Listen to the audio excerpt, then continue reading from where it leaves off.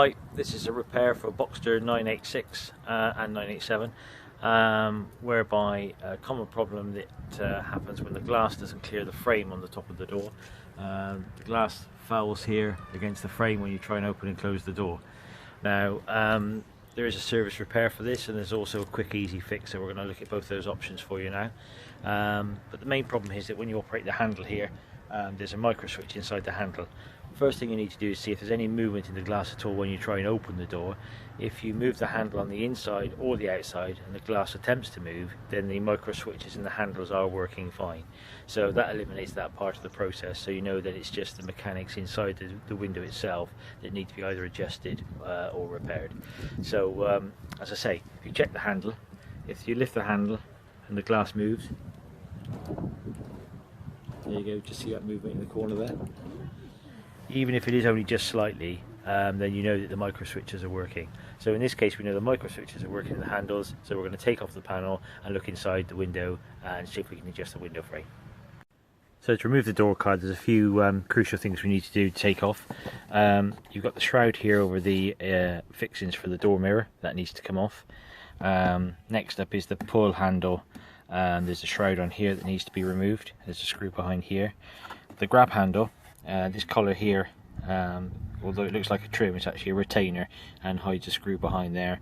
And also one that most people forget about is in behind the airbag badge, there's actually a screw behind here, so we need to remove this one. Whilst working on the airbag, obviously it makes sense to remove the battery from the vehicle, or at least disconnect the earth terminal, because there is power going through to the airbag, and if you are working around the airbag, they can deploy if you have any issues there with short circuits, poor wiring.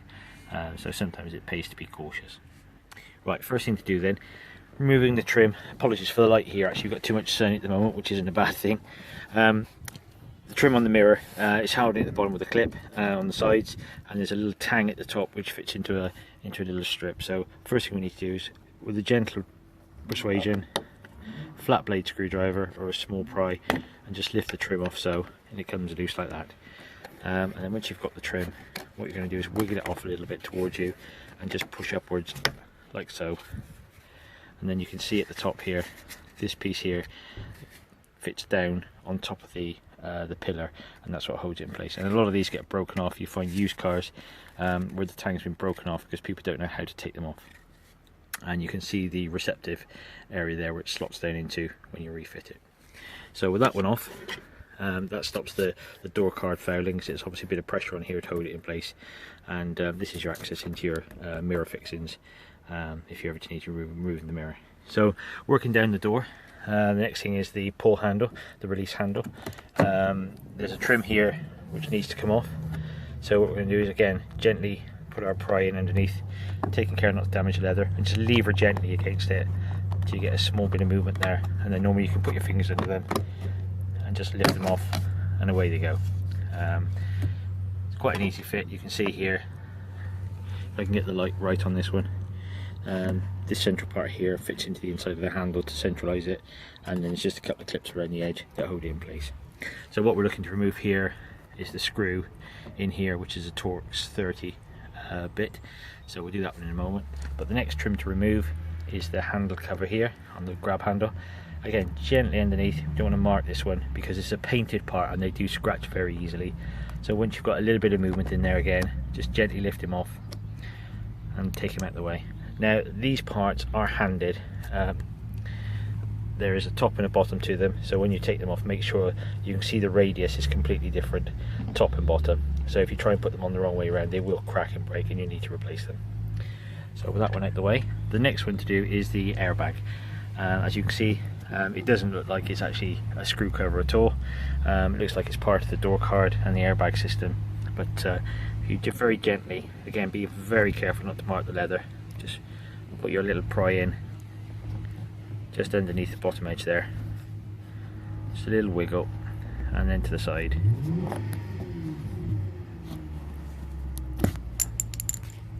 And then out that comes, and that'll expose a hidden Allen key or Torx bit inside there, which is often left in, and sometimes people end up breaking the panel because they haven't found that one when they try to release the panel.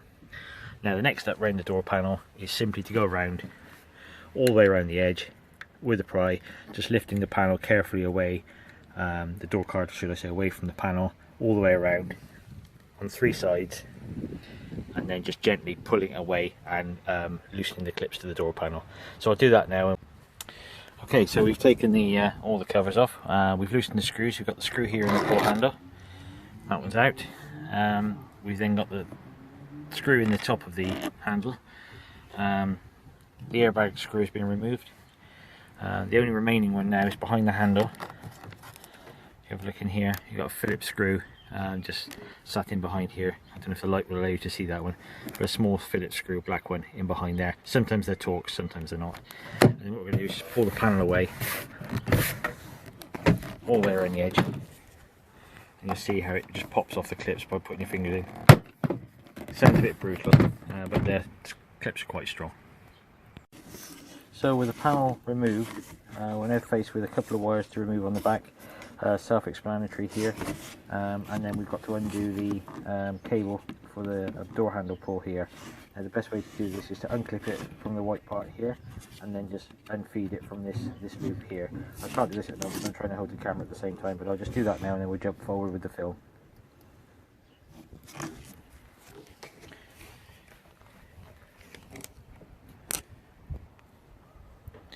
Right, with the door card removed, you're left with the inside of the door trim here. This is the airbag module.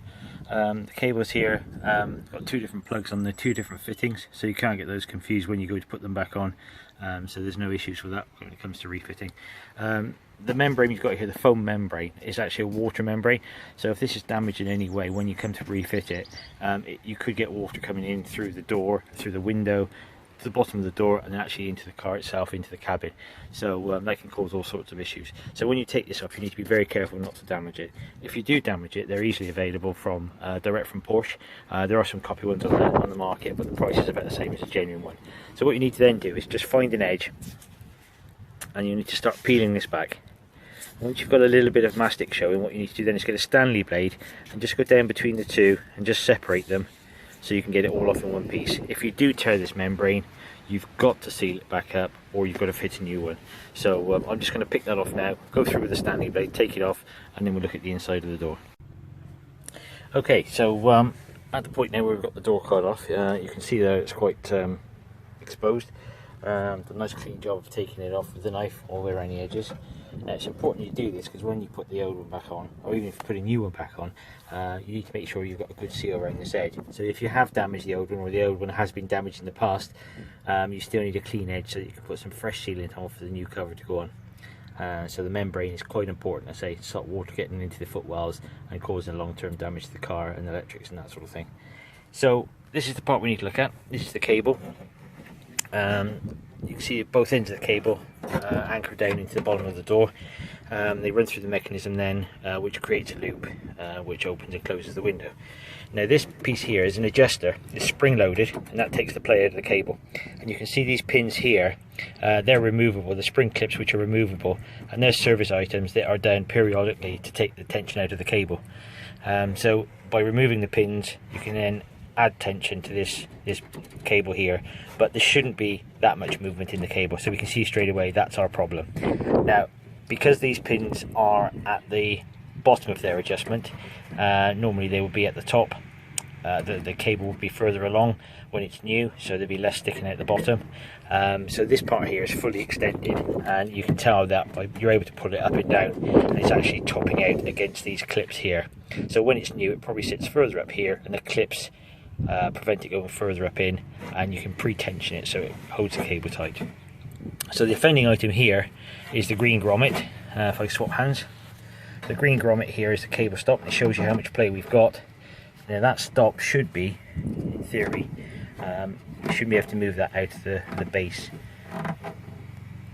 of the motor. So what we're going to do is that amount of play now we need to get rid of. So we've got 2 options. We can replace the window regulator, or we can make a bush to go in here to take the play out. So I'm going to show you a quick and easy fix how to take the play out of the bush without replacing the window regulator. So this is going to be my fix. This is a thick, heavy-duty cable tie. It's about 7 or 8 millimeters in width across the neck here. Again, apologies for the light here. So 7 or 8 millimeters wide. Regardless of length, you're only going to use a small amount of it. And what we're basically going to do is we're going to loop this around, and the side of the cable tie is going to be our spacer that takes up the play in the cable, like so. So that's what I'm going to do now. I'm going to put the camera down there just so I can fix this on, and I'll show you it now before and after. So at the moment we have play there, like so. We want to eliminate that play, and we're going to use the cable tie to make that spacer. That's it, cable tie in situ, as you can see. So the green stopper now is tight into the frame. The cable tie is there taking up the excess play. No play on this end either now at the moment, so that's nice and tight and pre-tensioned as it should be. Now if you find that your spacer is too thick and the window doesn't operate correctly, you can go back to the original settings and just remove 1 or 2 of the pins to allow the plunger to go back up inside a little bit further, so you get perfect amount of pre-tension or free play, whichever you need. Now the next step to do now is cut off the tail of the cable tie, and then we'll put some sealant around the edge of the frame, re-stick the membrane on, and reassemble the door card. Well, now we've got the door card back on. You can see everything's back in place. Screw behind the handle, cover back on, cover on here, pushing down from the top, airbag screw, and all the clips. Just tap them in with your hand as you go around, just to make sure everything is in place. Now what we need to do is obviously just test it, see if the door opens and closes properly. So what we're going to do then, we're going to pull the handle. There we go, glass drops perfectly and closes up nicely as well, with no fouling on the frame. So another job. Keep looking at the repairs we do.